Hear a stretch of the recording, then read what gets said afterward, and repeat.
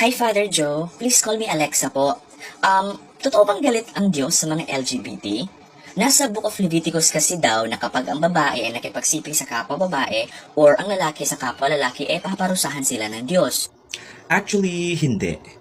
Misinterpretation yan, kasi the verses were taken out of context. Ang nasa Leviticus ay ang pagbabawal sa same-sex rituals sa templo ng mga tiga-Kanaan. It's not about a loving, Christ-centered homosexual relationship. It's about the same-sex rituals in the temple of Molech. Paano naman po yung Sodom at Gomorrah? Di ba pinarusahan sila kasi mga LGBT, mga nakatira doon? Another misinterpretation. Based on the biblical narrative, marami pang kasalanan ang Sodom at Gomorrah, pero ang matindi, gusto nilang i-rape ang dalawang anghel. Take note, attempted homosexual rape ito at hindi Christ-centered, monogamous relationship ang pinag-uusapan. Paano po yung nasa epistles ni St. Paul sa Corinthians at Romans? Hindi po ba sabi niya hindi mapupunta sa langit ang mga homosexuals? The word homosexual never appeared in the English Bibles, not until 1946. The original Greek words na ginamit were malakoi and arsinokoitai. Malakoi in Greek means male prostitutes that engage in homosexual sex. Again, ang context nito ay prostitution, not a Christ-centered monogamous relationship. Now, the word arsinokoitai means older men who takes sexual advantages to younger boys. So this pertains to pedophilia and not to same-sex relationships in general. Ano pala talaga ang turo ni Jesus about the LGBT? Actually, hindi siya against sa mga LGBT.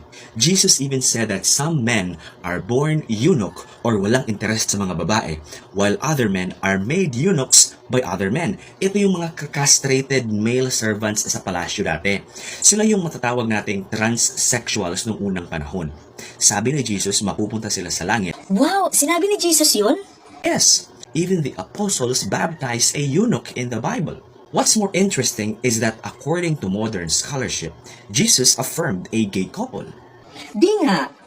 If you can remember about the story of the centurion who asked Jesus to heal his servant, it is very much probable na yung servant na yon at yung centurion in a relationship. If you can remember our Mass, di ba we say, Lord, I am not worthy to receive you, but only say the word and I shall be healed? Modified statements yan nung centurion.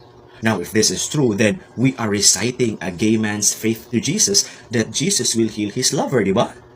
Nakakatouch naman po ang romantic ng story na yan. Try reading the story of Jonathan and David in the Old Testament. Magugulat ka. Mas maganda pa yan kaysa sa mga Korean love stories ngayon. Really, Father? How about sa mga lesbians po? Meron din po ba sa Bible? The story of Ruth and Naomi in the Old Testament could be a story of a lesbian couple. Kung babasahin mong mabuti ang vow ni Ruth kay Naomi, it is actually a modified version sa wedding vows natin ngayon. Till death do us part. Dami ko palang hindi alam sa Bible. Sabi kasi ng pastor namin, if I will not change, I will be burned in hell forever daw. Hindi ka pa pinapanganak, kilalang kilala ka na ng Diyos. Siya yata ang gumawa sa'yo. You are fearfully and wonderfully made by the Lord. Man looks at the outside, but God looks at the heart. Kung sino man yung pastor nyo, hindi siya marunong magmahal. Remember, he who does not love does not know God, because God is love.